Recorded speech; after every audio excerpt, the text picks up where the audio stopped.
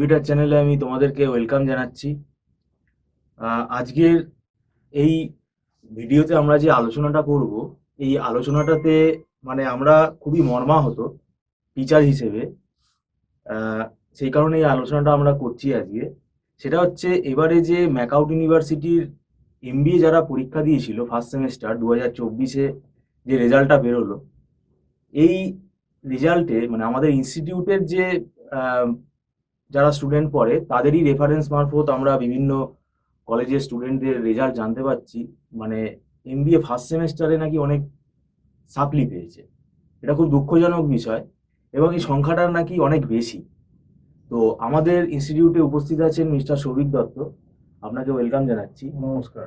আপনি যেহেতু এমবিএ আমাদের ম্যানেজমেন্ট হেড হুম, এবং আপনার স্টুডেন্ট মারফতই আপনি খবর পাচ্ছেন, হুম, যেটা হুম, শুনছেন আপনি। হুম, হুম, এই ফার্স্ট সেমেস্টারের ঢুকেই এরা মানে এত এমনকি মানে 4টে সাবজেক্টেও নাকি শুনছি আপনি বললেন ফেল করেছে। ফেল করেছে। তাই এই যদি ফার্স্ট সেমেস্টারে যদি এই নমুনা হয়, হুম। তাহলে এদের বাকি সেমেস্টারে কি ওয়েট করছে এদের জন্য?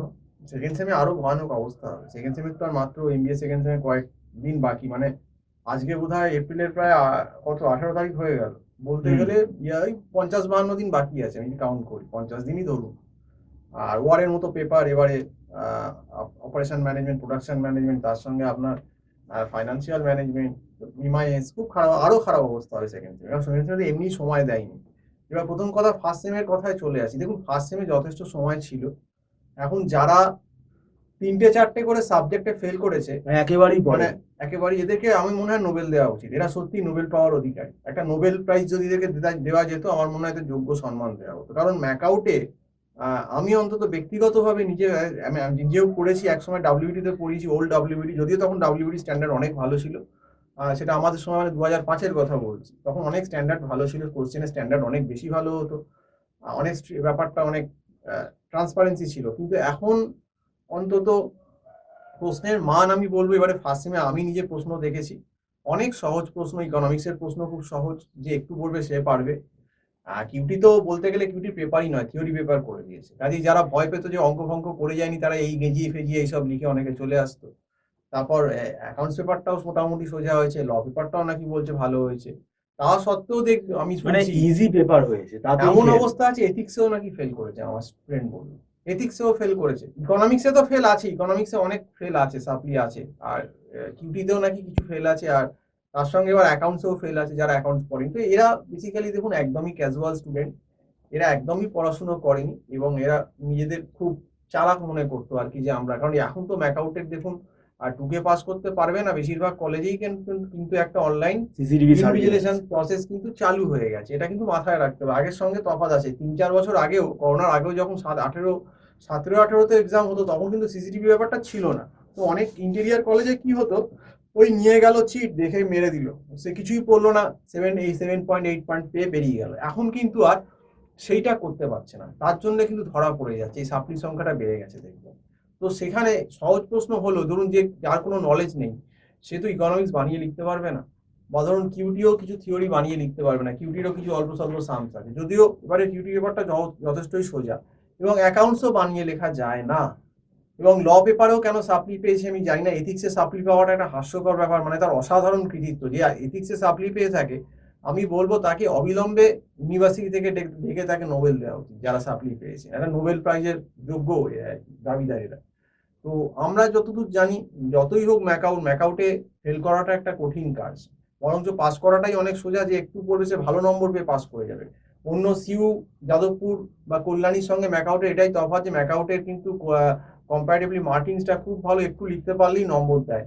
আর এবারে কিন্তু যে আমি এক্সামে নিজে কোশ্চেন দেখেছি, যথেষ্ট ভালো কোশ্চেন হয়েছে ইকোনমিক্সে। এবং কিউটির প্রশ্ন তো থিওরি বেসড হয়ে গেছে, সেখানে কোনো অঙ্ক নেই। অনেকে যেমন অঙ্ক না করে কমপ্লিকেটেড পেপার হলো, সেটাও কিন্তু এবারে হয়নি। অ্যাকাউন্টসের পেপারটাও মোটামুটি স্ট্যান্ডার্ড এগুলো, এবং লয়ের পেপারও স্ট্যান্ডার্ড হয়ে যেত, বা এথিক্স গুলো। কিন্তু কেন ফেল করেছেন তারাই বলতে পারবে। আমার মনে হয় যারা ফেল করেছে তাদের সঙ্গে বই খাতার কোনো সম্পর্ক ছিল না। তারা ভেবেছিল যে আমি পরীক্ষার হলে যাবো, চিট করবো, করে পাস করে যাবো। কিন্তু সেটার বাস্তবটা, মানে ভাবা আর রিয়েলিটির মধ্যে অনেক তফাৎ আছে। সেটা কিন্তু এবার ম্যাকআউট এই প্রসেসটা ইমপ্লিমেন্ট করেছে, মানে একটা যা হোক স্ট্রিক্ট, লিখে আসবো এটা। একটা স্ট্রিক্ট ইনভিজিলেশন প্রসেস ইনভেন্ট করেছে। তার জন্য কি হচ্ছে, যেটা ভেবেছিল হয়তো বই চিট ফিট বার করে মাইক্রো যেগুলো নিয়ে গেছিলো সেগুলো আর করতে পারেনি এরা। আমি সব স্টুডেন্টকে বলছি না, কিন্তু কিছু স্টুডেন্ট তো এরকম আছে, সব স্টুডেন্ট ম্যাকআউটে ডেফিনেটলি খারাপ নয়, কিন্তু একটা কিছু সংখ্যক স্টুডেন্ট এরকম একটা পার্সেন্টেজ আছেই যারা অত্যন্ত ক্যাজুয়াল, যারা পড়াশুনো করে না, তাদেরই এরকম কিন্তু সাপ্লিগুলো হয়েছে। এবং যারা কিন্তু একটু পড়াশুনো করেছে তারা কিন্তু ভালোই নম্বর পেয়েছে, এতে কোনো দ্বিধাবোধ নেই। অনেকেই 7.8 পয়েন্ট কাছে নম্বর পেয়েছে, এটাও সত্যি কথা। কাজেই একটা কথা বোঝা যাচ্ছে ম্যাকআউটে, যে তুমি যদি একদমই পড়াশোনা না করো তুমি কিন্তু ম্যাকআউট থেকেও পাস করতে পারবে না, তোমাকে কিন্তু সাপ্লি খেতেই হবে। যে কোনো স্ট্রিম, শুধু এমবিএ বলে না, আপনি যদি বিটেক বা আপনাদের এমসিএ বিসিএ যে কোনো স্ট্রিমেই দেখেন একই কিন্তু পদ্ধতি। কারণ ম্যাকআউটের ইনভিজিলেশন প্রসেসটা এখন অনলাইন হয়ে যাওয়ার জন্য, অনলাইন ক্যামেরা হয়ে যাওয়ার জন্য চিট করতে পারবে না, চিট করলেই ধরা পড়ে যাবেন, কোনোভাবে ধরা পড়লেই সঙ্গে সঙ্গে খাতা কিন্তু ক্যান্সেল আরে হয়ে যাবে। তো এইটার জন্য এখন ভয় অনেকে চিটটা বার করে করতে পারছে না ওয়ার্নিং। যার জন্য কি হচ্ছে, যারা পুরোপুরি এই চিটের ভরসায় বা বইয়ের ভরসায় যে সমস্ত ছাত্রছাত্রী এসেছিল, ডেফিনেটলি তারা যখন চিট করতে পারছে না তখন তাদের সাপ্লি আসছে পরীক্ষার হলে, এটাই হয়ে গেছে। তো আর সেকেন্ড সেমের কথা আর কি বলবো, ফার্স্ট সেমের রেজাল্টই বললাম। আর অনেকে আছে ভালো নম্বরও পেয়েছে, আমি বলবো না যে শুধু সাপ্লি হয়েছে। আমি অনেক স্টুডেন্টই ভালো ভালো নম্বর পেয়েছে শুনেছি, অনেকে 7.8 পেয়েছে, 8 পয়েন্ট পেয়েছে। আবার কিছু কিছু জায়গায় কোনো কোনো কলেজে নাকি রেজাল্ট আউট হয়নি, এটাও শুনতে পাচ্ছি যে রেজাল্ট নাকি দেখা যাচ্ছে না, রেজাল্ট আসছে না। হয় আগের বারও হয়েছিল যে হয়তো হুম। 60% 70% রেজাল্ট বার করলো কলেজগুলো, কিছু খাতা দেখা হয়নি, হয়তো 30% রেজাল্ট পেন্ডিং রইলো। তো ইউনিভার্সিটি এটাও মাথায় রাখা উচিত আমার মনে হয়, যে পুরো পদ্ধতিটা নিয়ে পরীক্ষা নিয়ে কিন্তু আমার যেটা মনে হয় যে একদম যদি সমস্ত খাতাটাই পুরোপুরি ইউনিভার্সিটি সব কলেজের দেখা হয়ে যায়, তখনই কিন্তু আমার মনে হয় ইউনিভার্সিটির রেজাল্টটা কিন্তু বার করা বাঞ্ছনীয়। শুধু শুধু তাড়াহুড়ো করে একটা, হয়তো 10টা কলেজের ভেতর 7টা কলেজের বার করলাম আর 3টের করলাম না, তো সেটাতে যাদের রেজাল্টটা বেরোলো না তাদের মধ্যে একটা টেনশন বা প্যানিকের সৃষ্টি হয়। তো এই কারণগুলো আছে। যাই হোক, আমি জানি না, আমাকে যেমন কালকে শুনছিলাম হেড এজেন্ট নাকি রেজাল্ট দেখতে পাচ্ছে না, রেজাল্ট বেরোয়নি, এরকম অনেকে বলছিল।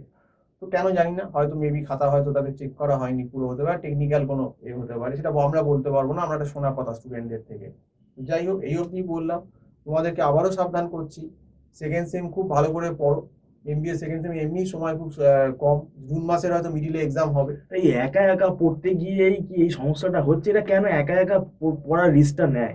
মানে এরা তো খুব মানে সেই বিরাট মেরিটোরিয়াস, মানে মিডিওকার স্টুডেন্ট যদি হয়, নিজে নিজে ইনভেন্ট করার ক্ষমতা তো সবার থাকে না। মাইকেল মধুসূদন দত্ত হয়তো মনে করে কেউ কেউ নিজেকে, এখন বললেই তো আর মাইকেল মধুসূদন হুম। দত্ত হওয়া যায় না, আমি বললেও তো মাইকেল মধুসূদন দত্ত হয়ে যাবো না, তাই না? না, আমরাও তো টিচার হ্যাঁ, নিয়েছি, এসব যদি আমরা ওভার বললে কিউটি মাইকেল এসব। মধুসূদন দত্ত নাকি একসঙ্গে 7টা নাকি করতে পারতেন, শুনে 7টা কাজ করতে পারতেন, এরকম শুনে বা যেমন সব্যসাচী দুহাত চলে, তা আমার আপনার কি দুহাত চলবে? সবাইকে তো চলবে না, বললেই তো আর সব্যসাচী হয়ে যাবো না। তো সেইটাই হচ্ছে ব্যাপার। তো যাই হোক, মানুষের আমার মনে হয় নিজের লিমিটেশন বুঝে কাজ করা উচিত। খুব এক্সেপশনাল ব্রিলিয়ান্ট স্টুডেন্ট হলো সে হয়তো ম্যানেজ করে নিতে পারে, কিন্তু বাকি যারা আছে তারা সবাই কিন্তু ম্যানেজ করতে পারবে না। তাও আমি স্টুডেন্টদেরকে ভয় পাওয়ার জন্য না, আবারও বলছি যে তোমরা সেকেন্ড সেমের এক্সামগুলোর পেপারগুলো নিজেরা ঠিক করে পড়ো, কলেজ যতটা পড়াচ্ছে ফলো করো, এবং যদি অসুবিধা হয় তারপর, তাহলে কিন্তু একজন সিনিয়র ফ্যাকাল্টি কিন্তু সাহায্য নাও। তো যাই হোক, আজকে এই অবধি বলেই শেষ করছি। সম্পূর্ণ ভিডিওটা দেখার জন্য অসংখ্য ধন্যবাদ। নমস্কার।